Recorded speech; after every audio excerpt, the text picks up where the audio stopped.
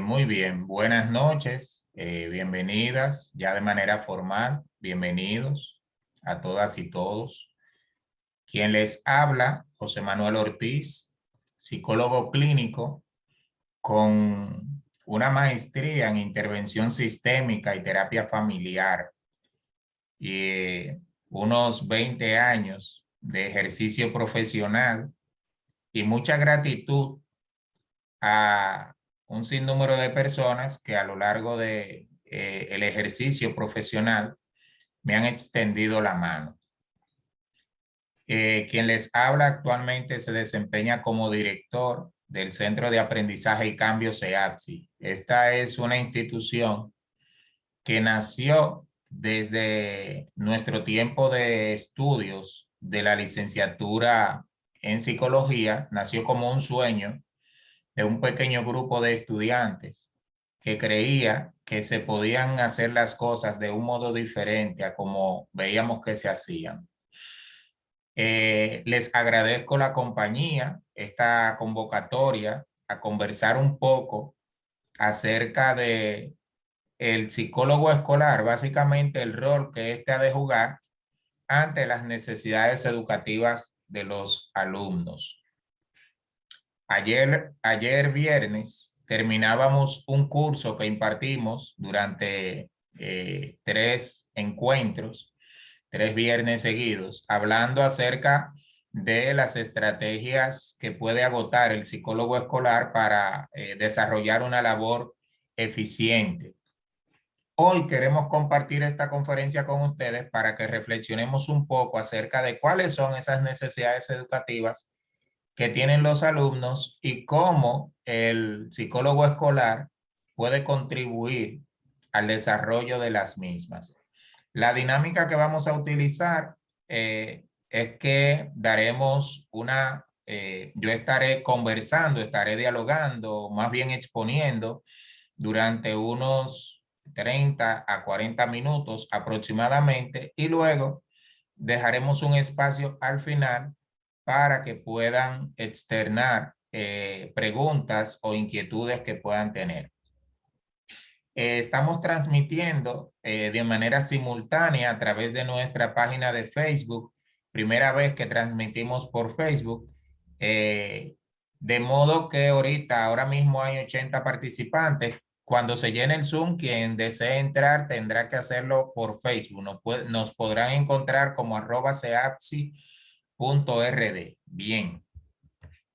Así que mientras vamos hablando, cualquier inquietud, anótenla para que al final, cuando demos el espacio de preguntas, puedan usar la herramienta de levantar la mano y hacer sus preguntas. Bien. ¿Por qué decidimos hacer este encuentro? Básicamente, lo que nos propusimos fue abrir un espacio de reflexión acerca del papel o el rol que ha de jugar el profesional de la psicología en ese proceso de promoción de un trato igualitario a todos los alumnos, sin importar la condición que estos puedan tener. Nuestro Ministerio de Educación dispone de una serie de documentos que especifican cuáles son las acciones que se deben tomar en cuenta en relación a los alumnos que presentan determinadas condiciones.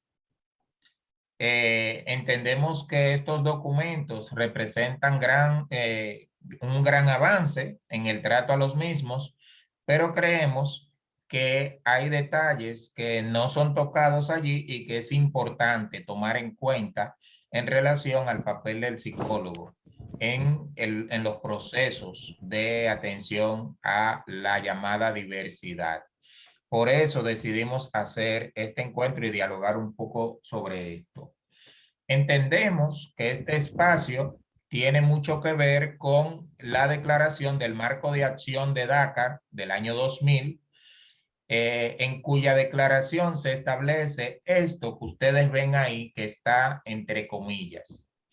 Todos los niños y jóvenes en su condición de seres humanos tienen derecho a beneficiarse de una educación que satisfaga sus necesidades básicas de aprendizaje. O sea, que el aprendizaje no está reservado únicamente para aquellos que están libres de alguna condición que afecte su desarrollo. Desde el año 2001, en que empiezo a ejercer la psicología, he escuchado muchas veces cómo los centros educativos disponen de medios de evaluación como requisito para poder establecer cuáles niños son admitidos y cuáles no. Algunos centros realizan la evaluación como un medio diagnóstico para tener conocimiento de las condiciones No. en que llegan los alumnos, Sí, pero un sueño, su madre está llamado para mí. pero otros centros hacen la llamada evaluación de admisión y a partir de esa evaluación empiezan a filtrar cuáles sí, cuáles no. De hecho, escucho colegas que trabajan en centros educativos que dicen, ah, no, en el centro en que yo trabajo no quieren a muchachos molestosos. En otros dicen, no quieren muchachos con problemas. En otros dicen no quieren a los que dan lucha o ponen a coger lucha. Y pareciera que algunos centros básicamente quisieran a los niños tranquilitos, dóciles, fáciles de manejar, pero los difíciles que se vayan a otro lado. Esto claramente choca con todas las normativas legales que regulan el aspecto de lo que es un derecho fundamental, que es el derecho a la educación. Y cuando leo esta declaración de este marco de acción, pero además cuando uno se va a uno de los principios de nuestro Código de Protección de Niños, Niñas y Adolescentes, que dice que la educación realmente es un derecho fundamental y esto está contenido en la Constitución de la República, me digo, ¿qué pasa por la cabeza de esos directores que dicen que no quieren niños con tales o cuales condiciones? Entonces, para que hablemos de necesidades educativas, que es el objeto céntrico de este encuentro, tenemos que saber que todos los alumnos pueden presentar algunas, voy a decir algunas, de estas necesidades. Un alumno puede presentar probablemente dos o puede presentarlas las tres. Están las llamadas necesidades educativas individuales, las llamadas necesidades educativas comunes y las específicas. Estas específicas a través del tiempo han adquirido distintos nombres, pero ¿en qué consiste cada una? Las necesidades educativas individuales se refieren a las particularidades que tiene cada niño, que tiene cada joven, o sea, cada alumno, en función de su historia personal, pero también en función de las capacidades naturales con que éste viene. Por ejemplo, un niño que es fruto de o nace fruto de una pareja donde los esposos se dedican a la educación, a la medicina, a la psicología, algo relacionado con el desarrollo, ¿verdad? Algún área relacionada con el desarrollo, probablemente sea un niño que reciba mucha estimulación, estimulación de su lenguaje, estimulación de su audición, estimulación de sus habilidades motoras, en fin, se estimularán, serán estimuladas diversas áreas de su desarrollo y esto va a favorecer el proceso de aprendizaje una vez que este niño se encuentre en un centro educativo. Pero cuando ponemos a este niño en un mismo centro, junto con otro niño que probablemente es fruto de una relación de una mujer joven, quizás se crió en un barrio, en un espacio socioeconómico bajo, que no tuvo las oportunidades de recibir, de avanzar en su proceso educativo y que además probablemente se quedó embarazada de una relación no planificada y el padre decidió no asumir los compromisos, las responsabilidades, entonces esta madre siente que este niño es una carga. Este niño, cuando llega el momento de estar recibiendo la educación formal, tendrá unas necesidades individuales diferentes a las del otro niño. Probablemente los dos sean niños sanos en el sentido de que nacieron con una capacidad intelectual, vamos a decir, promedio o adecuada o no afectada por una patología, si pudiéramos decirlo así, pero cada uno, fruto de todas esas experiencias anteriores, se encuentra en un punto de desarrollo diferente. Pueden haber nacido el mismo día, pueden haber crecido a un ritmo parecido, pero tienen necesidades educativas diferentes. Y esas son las llamadas necesidades educativas individuales que tienen que ver con la particularidad de cada niño. Y esas necesidades educativas individuales, básicamente lo que van a reflejar es que como todos los seres humanos somos diferentes, esas diferencias se van a reflejar en el momento de producirse el aprendizaje, pero además tiene que ver con los intereses. Unos se van a interesar por la música, otros se van a interesar más por la pintura, otros quizás por la poesía y otros quizás querrán las matemáticas y ese tipo de cosas. O sea que las llamadas diferencias individuales hacen que, aunque el centro tenga un currículum común para todos los alumnos, realmente cada alumno tiene una necesidad particular.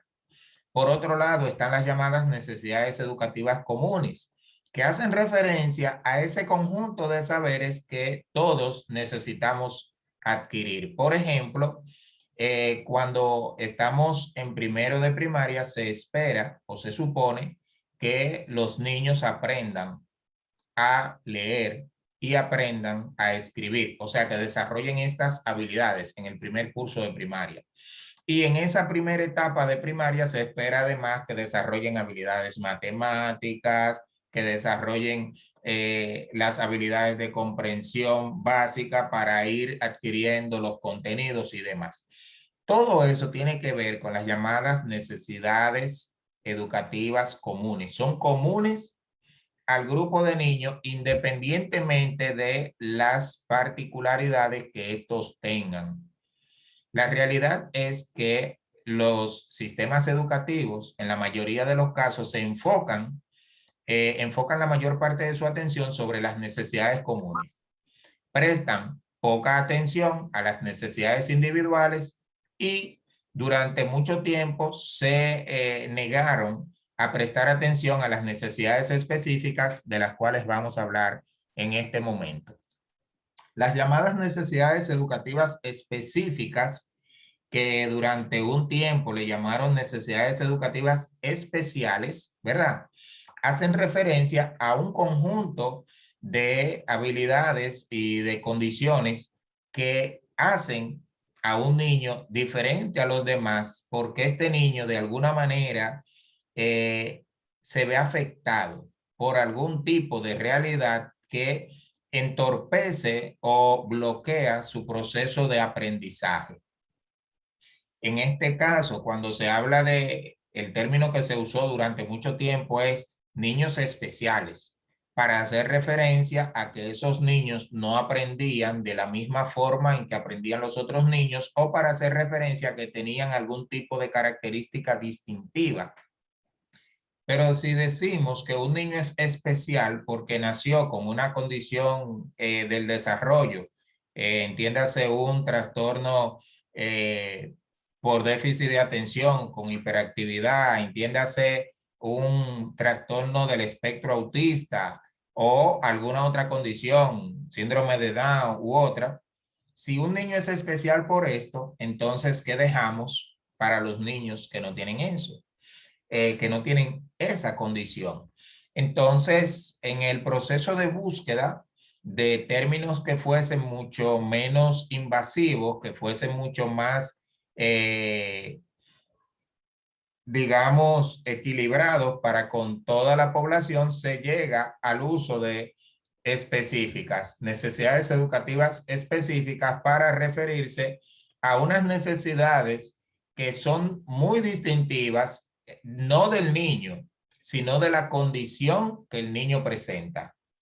Y por eso el término que se debe usar, más que niños con necesidades especiales, no, niños con necesidades educativas específicas, niños con necesidades educativas específicas de apoyo, unos dicen así y otros dicen necesidades educativas de apoyo, necesidades educativas de apoyo, perdón, necesidades educativas específicas o necesidades específicas de apoyo educativo. Ese es el término, necesidades específicas de apoyo educativo. Es el término que más se usa en los textos del Ministerio de Educación, necesidades específicas de apoyo educativo. ¿Hacen referencia a qué? A que un niño que es afectado por una condición determinada, para poder adquirir los aprendizajes escolares, necesitará una serie de apoyos que son diferentes a los que reciben los demás niños de su igual edad, pero que no presentan dicha condición. Por ejemplo, un niño que padece de una parálisis cerebral no va a aprender de la misma forma que aprende otro niño. Un niño que tiene una afectación de sus piernas y por tanto no puede caminar, no va a aprender, probablemente tendrá algunas limitaciones en comparación con los otros niños. Lo mismo que un niño que tiene dificultades auditivas, visuales o de otra naturaleza. El Ministerio de Educación, en sus documentos sobre psicopedagogía, hace toda una descripción bien amplia y detallada de la variedad de condiciones que pueden llevar a un niño a tener necesidades específicas de apoyo educativo. Y por tanto, a partir de esa descripción, los profesionales que están en los centros educativos tienen el compromiso de realizar las evaluaciones de lugar para, con los resultados de dichas evaluaciones y los diagnósticos precisos, poder establecer las líneas de acción que ayuden a que estos niños puedan adaptarse a los centros. Ahora, el gran reto viene no solamente porque se realice un buen diagnóstico, sino por qué hacemos con este niño una vez que sabemos que tiene tal o cual condición. Entonces, una vez que se sabe que un niño tiene una condición X que le hace tener unas particularidades de diferencia en comparación con los otros niños, tenemos que acogernos aquí al llamado principio de inclusión. Y este es uno de los grandes retos para la educación actual. Digo que es porque si bien es cierto que se están dando pasos para que esto sea una realidad, no es menos cierto que todavía nos falta mucho. El principio de inclusión implica que un niño, independientemente de la condición que presenta, sea recibido en un centro convencional, pero que dicho centro realmente responda a las necesidades de ese niño. No que lo pongan ahí porque no se le puede rechazar o porque les da pena, sino que el centro disponga de los medios para poder responder a las necesidades, en este caso específicas, de aprendizaje de este niño. Las escuelas regulares deben acoger a todos los niños y niñas. Y esto no aplica únicamente para los centros públicos. Esto debe aplicar para los centros privados. Independientemente de sus condiciones, entiéndase, físicas, intelectuales, sociales, emocionales, lingüísticas u otras. Esto de acuerdo a un compromiso que elaboran, realizan algunos países, dentro de los cuales se encuentra la República Dominicana, y que se suscribe en lo que es el marco de acción sobre las necesidades educativas especiales, porque en el año 94 todavía se utilizaba el término especiales. Ya después del año 2000, un poco más para acá, es que se cambia el término y se empieza a hablar de necesidades educativas específicas. Entonces, lo que se está diciendo ahí básicamente es que el niño no debe ser rechazado. Claro, nos encontramos con que hay colegios pequeños cuyos propietarios se esfuerzan en dar un servicio de suma calidad, pero para poder brindar los apoyos que estos niños verdaderamente requieren, muchas veces se ven en la necesidad de establecer costos que no todos los padres pueden sostener. Por ejemplo, hace unos días conversaba con una madre que tiene varias niñas y una de ellas nació con una serie de afectaciones auditivas, del lenguaje y de otras áreas. Y en el colegio en que ella la inscribió, desde que la niña comenzó su proceso de aprendizaje, le brindan muchas de las ayudas que la chica necesita, pero esta madre tiene que pagar una cuota de mensualidad por el colegio, pero además tiene que pagar una cuota adicional por las terapias del lenguaje, por ejemplo, que le dan a la niña. Y por cierta consideración, esta madre paga solamente el 50% de la mensualidad del colegio, pero entre ese 50% más las terapias de aprendizaje, ella paga 11,000 pesos mensuales por esa niña. Entonces, cuando uno dice, bueno, tiene varias niñas y por una paga 11,000 pesos mensuales porque está pagando la mitad de la cuota del colegio, porque si estuviera pagando la cuota que le corresponde, entonces, ¿cuánto sería? No todos los padres tienen la posibilidad de costear esto, sobre todo cuando existen otros gastos en la familia que son continuos, combustible, alimentación, vestimenta, recreación, entre otros tantos. De aquí, y esto es importante que lo veamos, que muchas veces el sostener a nivel privado las necesidades educativas de estos niños constituye un desgaste emocional para los padres, porque ese esfuerzo económico muchas veces se convierte en desgaste emocional porque va restando hasta cierto punto cierto grado de satisfacción, felicidad.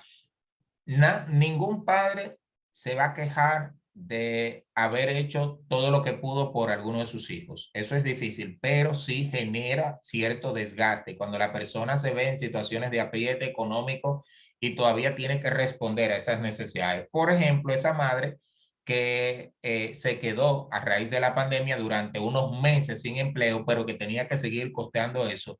Entonces, para ella fue todo un reto navegar en ese mar. Ahora, se supone que la educación, dice nuestra constitución y está establecido también en la ley de protección de niños, niñas y adolescentes, la educación es gratuita. El Estado debe garantizar educación gratuita, al menos la educación primaria y secundaria para todos los niños y niñas. Ahora, ¿tienen los centros públicos este tipo de servicios? ¿Realmente responden a las necesidades educativas específicas de los niños? No sé, quizás aquí en la conferencia alguien trabaje en un CAT, un centro de apoyo a la diversidad, que son los centros que ha creado el Ministerio de Educación para responder a estas necesidades y pudiera decir si lo ofrecen. Pero la experiencia que hasta el momento tengo es que realmente no hay una respuesta para estos niños. Entonces, hablando de diversidad, tenemos que saber, y aquí entramos nuevamente a lo que son las necesidades específicas de apoyo educativo, es que existe, o sea, entender la diversidad es tener la conciencia de que existen diferentes habilidades. O sea, no todos los niños tienen las mismas habilidades, no todos los niños tienen los mismos estilos de aprendizaje, o sea, no aprenden de la misma forma. No existe realmente esa formación e incluso preferencia no es común para todos los niños porque se forman y tienen preferencias distintas. Y el sistema o los sistemas educativos realmente deben adecuarse a esas necesidades de los alumnos para responder a dichas necesidades. proporcionando a todos los individuos igualdad de oportunidades educativas. ¿Qué es igualdad de oportunidades educativas? Que todos puedan aprender según sus propias capacidades. O sea, que el maestro, al presentar los contenidos a los alumnos, procure presentar dichos contenidos en tantos formatos como sea posible, con la finalidad de poder captar la atención y lograr el aprendizaje en la mayor cantidad posible de alumnos. ¿Qué hacen los publicistas con nosotros? Un mismo mensaje nos lo ponen, nos lo colocan de manera visual en una imagen, pero también lo colocan en un sonido y lo ponen dentro de una canción, dentro de una música. Entonces, un mismo contenido, el publicista muchas veces lo transforma en 6 u 8 formatos distintos. ¿Con qué propósito? Con el propósito de que llegue a tantas personas como sea posible. Esto es lo que debería suceder en la escuela. En la escuela, un mismo contenido debería ser presentado de tantas formas como sea posible para que los alumnos puedan adquirir dichos aprendizajes en función de la realidad que tienen. O sea, que si en un salón de clases se tiene a algunos niños que tienen diversidad funcional auditiva, o sea, tienen limitaciones para poder escuchar, debe existir ese mecanismo a través del cual se esté traduciendo la información, ya sea el lenguaje de señas o algún otro medio a través de del cual estos niños adquieran el aprendizaje. Lo mismo que para esos niños que tienen dificultades visuales. Lo mismo que para esos niños que tienen dificultad intelectual. Entonces, es lo que debería pasar. Pero claro, para lograr esto, una de las transformaciones que ha de hacer el sistema educativo es reducir la cantidad de alumnos por aula y esto tendría que traducirse en una multiplicación de la cantidad de aulas que se tienen a nivel nacional. Todo esto debe hacerse con el propósito de evitar la existencia de unos currículum que sean inflexibles, que sean como una vara. Esto debe enseñarse así, a este ritmo, porque todos deben aprender de esta manera. En una ocasión, tuve la oportunidad de visitar un colegio de clase muy alta de nuestro país y no puedo decir que no estuve tan de cerca como hubiese querido de los procesos que allí se viven, pero sí pude ver que el formato de la educación es muy diferente a lo que ocurre en nuestras escuelas públicas. Justamente se procura estimular todas las áreas posibles de las habilidades de aprendizaje de los alumnos. Si hay mayor cantidad de recursos a disposición del alumno, entonces se espera que la posibilidad del aprendizaje sea mucho mayor.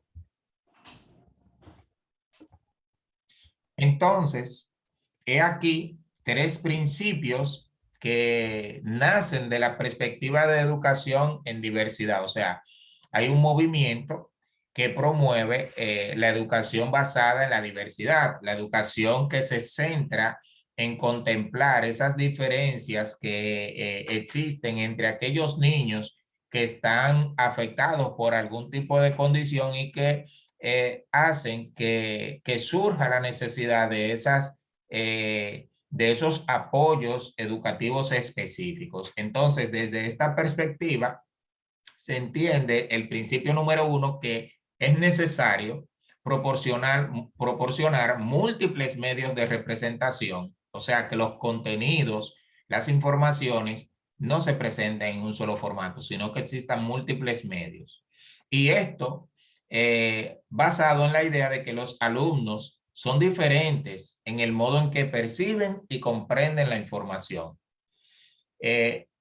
Yo siempre digo, bueno, pero si a partir de la definición de lo que es la personalidad que nos enseñaron en la universidad, que dice que la personalidad es el conjunto de rasgos distintivos que hacen que una persona sea diferente a las demás.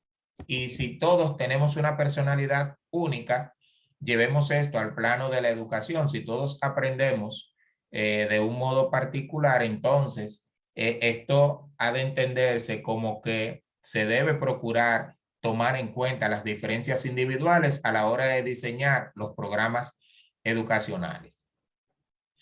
Además, el segundo principio propone que se debe proporcionar múltiples medios de expresión, pues los alumnos difieren en el modo en que pueden navegar en los medios de aprendizaje. Ojo, fíjense, lo primero es medios de representación, medios que faciliten cómo el alumno se representa a sí mismo, representa la información y representa a los demás.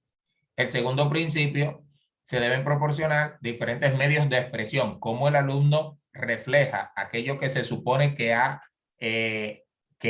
asumido, que ha aprendido, que ha logrado hacer suyo. Entonces, los medios de expresión deben ser diversos y mientras más diversos, mucho mejor. Y finalmente, se entiende que se debe proporcionar múltiples medios de compromiso. Y esto está basado en el hecho de que los alumnos son diferentes en la forma en que pueden sentirse implicados y motivados para aprender. Cuando se habla medios de compromiso es cómo vamos a involucrar al alumno en la actividad que se está realizando. No es solamente que el maestro hable, no es solamente que el alumno copie, no es solamente que el alumno realice unos ejercicios matemáticos. O sea, cada actividad exige del alumno un nivel de entrega, un nivel de colaboración diferente. Y mientras más amplios sean esos niveles o esas posibilidades, entonces será más fácil que el alumno se adecue a aquel nivel que se corresponda con sus posibilidades y con sus habilidades. Entendiendo ya todo esto, y esta es una presentación bien cortita, que llegamos al punto de lo que queremos resaltar sobre este proceso que es bien amplio. Miren, ante esa realidad, ¿qué se supone que debe hacer un psicólogo que trabaja en un centro educativo y que comprende lo que es la realidad de las necesidades de apoyo educativo específico que tienen los alumnos? El psicólogo ha de trabajar, si sabe que en el centro se aceptan niños, o sea que el centro cumple con la normativa, o si el centro no lo cumple, ha de trabajar con diferentes grupos poblacionales. Primero, el psicólogo tiene un compromiso para con el alumno. ¿Cómo? Hay un alumno que tiene algún tipo de diversidad funcional o de otra naturaleza que hace que requiera algún tipo de apoyo específico, entonces este psicólogo ha de trabajar con los maestros en el diseño de estrategias para poder mejorar las posibilidades de aprendizaje de ese alumno. Pero también el psicólogo ha de trabajar de manera directa con el alumno, facilitando que se produzca el aprendizaje, facilitando que se pueda transformar en los contenidos, la información a un modo que sea digerible para el alumno. Por ejemplo, los niños con alguna trastorno del espectro autista, ya según las investigaciones que se han realizado, aprenden mucho o aprenden más fácilmente a través del uso de los pictogramas. Entonces, el psicólogo que trabaja en un centro educativo donde se recibe a estos niños ha de colaborar en la producción de buena cantidad de pictogramas para facilitar la comunicación con estos alumnos, por ejemplo. Y cuando haya de hacer su trabajo directamente con el alumno, una de las herramientas que probablemente ha de utilizar es tener su caja de pictogramas para facilitar los procesos comunicacionales. Pongo esto como ejemplo. O sea, tiene un compromiso directo con el alumno, facilitando los procesos de aprendizaje. pero también facilitando el proceso de adaptación del alumno. Y voy a hablar mucho de adaptación porque entiendo que un elemento clave en el proceso de atención a los niños con necesidades educativas específicas es la adaptación, que muchas veces se descuida. O sea, tenemos que ayudar a ese alumno a que se adapte. A veces el alumno que viene con algunas diferencias que marcadas por alguna condición que le afecta, a veces puede sentirse menospreciado de los demás alumnos, a veces puede sentirse diferente, pero y lo digo diferente en un término negativo, en términos desventajosos. Entonces es necesario trabajar con este alumno para que pueda sentirse parte del grupo y para que pueda adaptarse de la mejor manera posible. El psicólogo debe trabajar además con los demás alumnos, no solamente con el que tiene algún tipo de realidad que afecta su aprendizaje, sino con los demás. Entonces, ¿cómo ha de trabajar con los demás? Bueno, si pensamos en un niño que tiene algún tipo de diversidad funcional, trastorno generalizado del desarrollo o de alguna otra característica, es necesario realizar algún tipo de proceso que ayude a normalizar esto ante los demás alumnos. El niño que tiene estrabismo, por ejemplo, es un niño que muchas veces puede ser objeto de bullying de los compañeritos.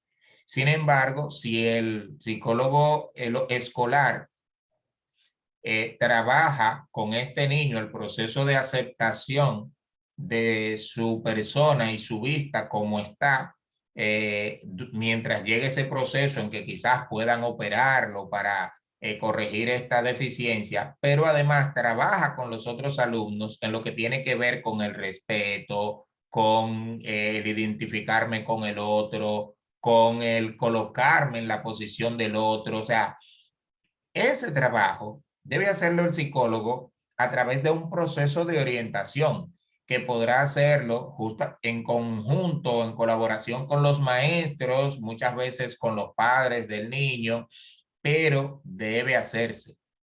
Esto puede ser parte de un conjunto o puede ser parte de unas jornadas de orientación que realicen los psicólogos a nivel general, o lo puede hacer por aulas, por niveles, pero debe tener estrategias que ayuden a que esos alumnos acepten, toleren y respeten a los niños que tienen diferencias debido a situaciones que les afectan, a condiciones que les afectan.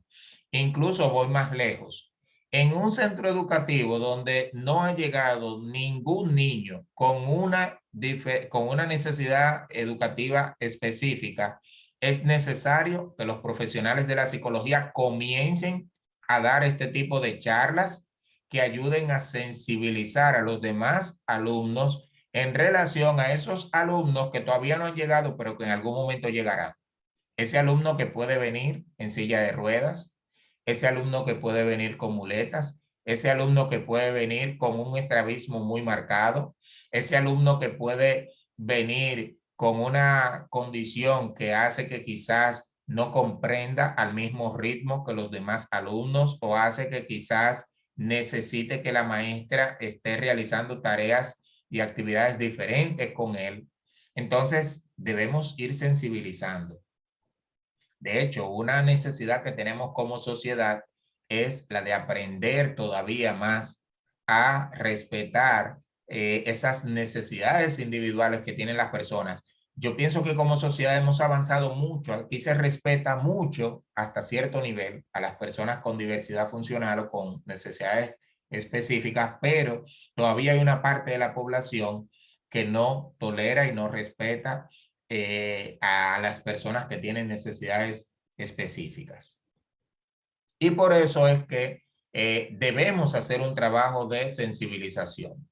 El psicólogo escolar además tiene un compromiso para con los maestros, en el sentido de que debe estar continuamente apoyándoles. Miren, un maestro que tiene en su aula a uno o dos niños con necesidades específicas de apoyo educativo Es un maestro que tendrá que hacer un esfuerzo mayor por mantener la disciplina, por lograr que todos los alumnos aprendan. Y esto muchas veces se va a transformar o a derivar en unos niveles de estrés mayores para ese maestro e incluso en insatisfacción de sus labores que puede ocurrir. Y quizá uno diga, no, porque ese es su trabajo. Sí, es su trabajo. Sin embargo, muchas veces genera estrés y genera cierto desgaste. O sea, los trabajos agotan. De ahí que el psicólogo escolar ha de apoyar a este maestro en el diseño de las estrategias para promover el aprendizaje de esos alumnos, pero también en el diseño de las estrategias para mantener buena disciplina. Por ejemplo, en un diplomado que impartimos de modificación conductual, creo que hay algunas de las colegas aquí, decía uno de los compañeros en un momento, en una participación, de un niño que cuando tiene pipí, simplemente se para donde esté, se baja el pantalón y se pega de algo y hace pipí. No importa donde sea. O sea, están en el aula los niños jugando o en una clase, él tiene un pipí y según el compañero que relata esta escena, esta situación, dice, él no tiene que ver donde sea, y no es que se esté orinando premuramente, sino que le dio con hacer pipí, se para en un rincón y hace pipí. O sea, si uno se imagina la escena, donde los otros niños quizás se van a escandalizar o se van a reír o algo va a pasar, ¿verdad? Hay que imaginarse qué representa esto para esa maestra, que quizás le llama la atención o le ha llamado, o quizás porque sabe que el niño tiene un determinado diagnóstico, debe tratar la situación de la mejor manera posible, pero ¿qué es lo que corresponde en esos casos? Hay que limpiar. Sea que la maestra tenga que llamar a la conserje, sea quien sea, esto genera una situación que carga a la maestra. Entonces, el maestro también necesita ocasionalmente ser escuchado. Y si bien el psicólogo escolar o educativo no ha de hacer psicología clínica con los maestros, pero puede que en un determinado momento pueda dedicarle unos 5, unos 10 minutos a escuchar a un maestro a que se desahogue.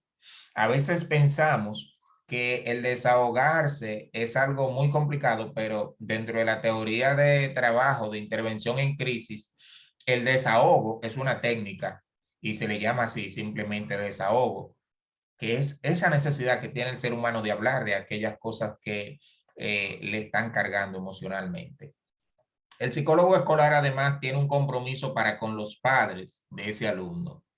Y este compromiso tiene que ver con el hecho de apoyarles en el proceso de mantenerse activos en brindar el apoyo que el niño requiere. Miren, los padres también se desgastan, los padres se desaniman, se desalientan, porque llevan la carga del día a día con el niño. El maestro ve al niño de lunes a viernes y a veces ni siquiera los 5 días, porque a veces el niño recibe algún tipo de tratamiento fuera del centro educativo y eso hace que tenga que ausentarse con cierta frecuencia del centro, pero los padres ven al niño de lunes a lunes. Y ojo, por estudios que se han hecho, se sabe que muchas familias donde un niño nació con una condición particular, muchas veces es un miembro de la familia quien lleva la mayor carga. En la mayoría de los casos, ese miembro es la madre. El padre se dedica a trabajar, a llevar dinero y deja esa carga que representan las diferencias particulares de este niño sobre la madre. Eso genera un desgaste en esta persona. Entonces, si bien el psicólogo educativo no le va a dar terapia a esa señora, pero sí puede brindar las orientaciones a esa pareja de padres para que hagan el equilibrio, para que de alguna manera busquen algún tipo de ayuda externa que les ayude no solamente a enfocarse en el alumno, sino que se enfoquen también en ellos, en que se mantengan vigilantes de su propia salud mental, porque cuando descuidamos nuestra salud mental, entonces no podremos estar para el alumno como él necesita que estemos. Pero también para escucharles. Ocasionalmente el psicólogo educativo debe sacar esos momentos para escucharles y apoyar el proceso de adaptación también de los padres a lo que es el centro y todas las exigencias que puedan surgir. Finalmente, desde nuestro punto de vista, el psicólogo escolar también tiene un compromiso para con la comunidad educativa. Entendemos la comunidad educativa, todo el conjunto de personas que hace vida en el centro educativo, que no solamente son niños y alumnos y maestros, también están los porteros o el portero, están los conserjes, está el personal que trabaja en la dirección. Cualquier persona que forme parte de ese colectivo del centro educativo forma parte de la comunidad educativa y estas personas también necesitan ser orientadas acerca de las diferencias de los alumnos y acerca de la necesidad de ser sensibles a estas realidades y respetar en todo momento a los niños con diferencias particulares o necesidades educativas específicas. Cuando se habla de necesidad educativa específica, no podemos pensar únicamente en el aprendizaje de los contenidos que se da en el aula. Tenemos que pensar en todo lo que tiene que ver con la interacción del niño con el ambiente educativo. Porque imagínense un niño que está en silla de ruedas, no solamente se ve afectado por las actividades que impliquen pararse, correr, moverse, sino que se verá afectado cada vez que tenga la necesidad de desplazarse por el entorno educativo. Por eso entendemos que la comunidad educativa en su conjunto necesita ser sensibilizada en relación a estos niños. Básicamente lo que entendemos es que el psicólogo educativo no debe centrarse en un solo de estos aspectos, sino que debe contemplarlos a todos. Y la realidad nos hace pensar que probablemente en la mayoría de los casos, casi toda la atención se vuelca sobre el alumno y se descuidan los demás aspectos. Esto no es una declaración, no es una afirmación de que yo sé que es así, es una suposición y quizás algunos de ustedes que trabajen en centros educativos puedan ayudarme a aclarar esa duda y me digan, no, realmente el psicólogo escolar atiende tal área, se enfoca mucho en esto, así que ahí cierro esa parte y abro el espacio para preguntas, pero también por si algunas quieren hacer algún comentario de cosas que he dicho y de repente desde su experiencia no son así como yo las he dicho. Bien, pueden levantar la mano si tienen alguna inquietud, porque como les dije, esta conferencia es cortita y me gustaría saber qué inquietudes tienen al respecto con lo que hemos hablado hasta ahora. Las personas que están en el Facebook, las preguntas será por escrito que la estarían haciendo. Vamos a ver si logro acceder a esas preguntas. Bien.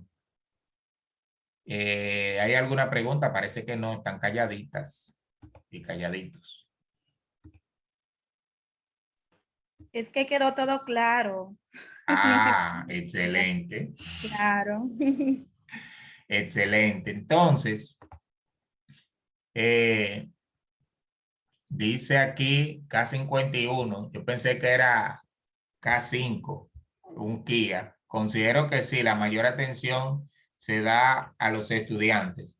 Y yo entiendo que, y es la motivación de encuentros como este, que los psicólogos que van subiendo deben procurar hacer la diferencia en relación a los modos en que se da la atención. Y esa diferencia se crea justamente a partir de que el profesional decide comenzar a orientar y a asesorar para que no se siga descuidando a una parte importante de la población. Bien, entonces, nada, ya para cerrar, agradeciéndoles nuevamente el habernos acompañado. Este tipo de información que hemos estado compartiendo suele ampliarse y tratarse de manera más detallada en nuestro diplomado de intervención psicopedagógica, en el cual unas colegas, varias, con nivel de maestría en intervención psicopedagógica, abordan todos los aspectos que tienen que ver con los procesos de atención a la diversidad de los niños.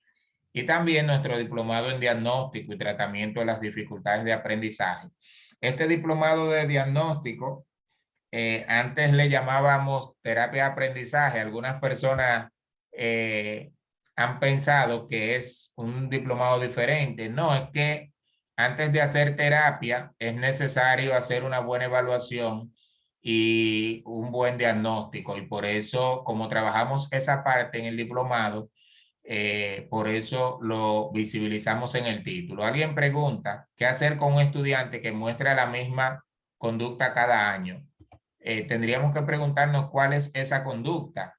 Dice Paul Watzlawick que todo lo que hacemos es conducta. Entonces, ¿cuál es esa conducta que hace cada año? Si lo puede especificar, a ver si le respondo antes de irnos. Si no, nos estaríamos yendo, porque se supone, y como dice, como propone un enfoque comunicacional, lo único permanente es el cambio.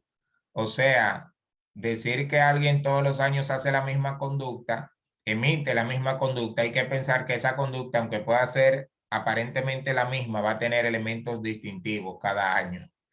Pero sería bueno saber cuál es esa conducta que define como la misma. Buenas noches, gracias por acompañarnos.